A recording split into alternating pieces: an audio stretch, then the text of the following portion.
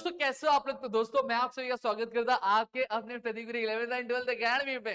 दोस्तों आज की इस वीडियो में मैं कवर करने वाला हूं बहुत ही शॉर्ट एंड सिंपल लैंग्वेज में आपकी 11th इंग्लिश के कंप्लीट सिलेबस के बारे में एक इन्फॉर्मेशन जो है मैं आपको देने वाला हूँ। हाँ, यहाँ पे आपको मैं एक चीज बता दूं कि आपने 10th स्टैंडर्ड में जैसे इंग्लिश पढ़ी थी, यहाँ पे थोड़ा पैटर्न अलग है, यहाँ पे थोड़ी चीजें अलग है। You need to understand that pattern, need to understand that section. अगर आप ये चीज समझ लेते हैं तो आपके लिए क्लास 11th क्या है, क्लास 11th कुछ नहीं, बस बस बस बस आसान है। ठीक है, और अगर ये अभी से समझ लिया तो 12th के इंग्लिश में भी आपके लिए प्रिपरेशन करना बहुत ज्यादा आसान हो जाएगा। और एक चीज है कि जब रास्ता रास्ता जब मंजिल की तरफ लेके जाना हो तो आपको ये पता होना चाहिए कि रास्ते में हमें क्या क्या चीजें फेस करनी पड़ेगी, क्या क्या कठिनाइयां हमें फेस करनी पड़ेंगी और कौन से चुनौतियों से हमें सामना करना पड़ेगा, जिससे अब मंजिल पाना आसान हो जाता है। उसी तरीके से अगर आपको सिलेबस पता हो तो आपके लिए जो प्रिपरेशन करना है, एग्जाम में टॉप करना है, ये बहुत ज्यादा हल्का हो जाता है। ठीक है, और अगर आप एक 11th साइंस वाले बंदे हो तो आपके लिए जो चैनल है प्रतिगिरी 11th 12th अकेडमी, जिस पे आप मुझे देख रहे हैं, और वहीं अगर आप एक ऐसे बंदे हैं, ऐसे भाई बंधु हैं हमारे जो जो जो जो जो, जो कॉमर्स लिए हैं, तो भैया आ जाओ हमारे प्रतिगिरी कॉमर्स अकेडमी में पढ़ा देंगे। ठीक है, तो चलिए चीजों की शुरुआत करते समझने की कोशिश करते हैं। जब मैं 11th इंग्लिश की बात करता हूं तो 11th इंग्लिश में अगर मैं बात करूं तो टोटल 4 सेक्शन हमें देखने मिलते हैं। सेक्शन ए जो हमारा प्रोज वाला सेक्शन होता है, सेक्शन बी जो हमारा पोएम वाला सेक्शन होता है, सेक्शन सी जो राइटिंग स्किल वाला सेक्शन होता है, और सेक्शन डी ड्रामा सेक्शन। ई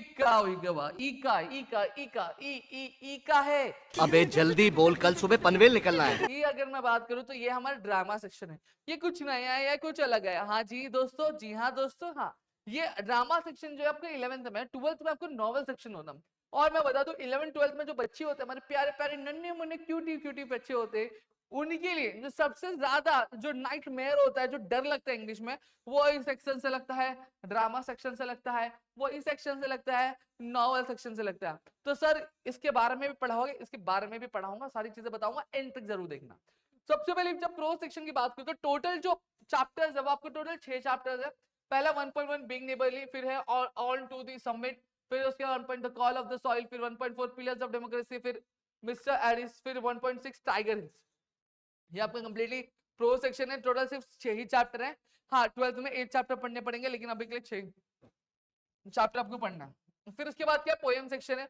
पोएम में भी 6 ही पोएम है। पहला आता है चेरी ट्री, ठीक है, दूसरा द सोवर, फिर देयर इज अनदर स्काई, फिर अपॉन द वेस्ट मिंस्टर ब्रिज, फिर इसके बाद नोर्स वर्सेस आइज, फिर क्या आता थी प्लानस। ऐसे करके टोटल 6 पोएम भी हमें देखने मिल जाता है पोएट्री सेक्शन में, जहां पे आपको इसकी पोएम तो करने हैं, साथ ही साथ इसके अप्रिसिएशन भी करने हैं आपको। फिर आता है राइटिंग स्किल। राइटिंग स्किल सिर्फ इतना ही नहीं है, देखो expansion, blog, emails, interview, film review, the art of comparing. अब ये सारे तो इसके अलावा भी कुछ राइटिंग स्किल्स है जिसको आपको फोकस करना है 11th एंड 12th में। टोटल 12 राइटिंग स्किल है, लेकिन मैं 12 के बारे सपोर्ट नहीं करता कभी भी। मैं हमेशा सजेस्ट करता हूँ 4 राइटिंग स्किल। अगर आप बोलोगे कि कौन से ऐसे 4 राइटिंग स्किल है जिसको हमें फोकस अभी से करना है कि हमारे 12th इंग्लिश में भी जब बोर्ड एग्जामिनेशन दे तो हमारे लिए वो चीजें आसान बन जाए, तो अगर आप बोलोगे तो मैं उसके लिए वीडियो लेकर आऊंगा और आपके लिए चीजें कंप्लीट करूंगा। फिर उसके बाद आता है ड्रामा सेक्शन। ड्रामा सेक्शन के बारे में बात करूं तो पहले हिस्ट्री ऑफ इंग्लिश ड्रामा, जहां पर हम इंग्लिश ड्रामा की जो इतिहास थे कि कैसे ओरिजिन हुआ, क्या क्या चीजें थी, उन सारी चीजों के बारे में पढ़ेंगे। फिर 4.2 आता है the rising of the moon. 4.3 extract of drama, जहां पे हमें 2 देखने मिलता है।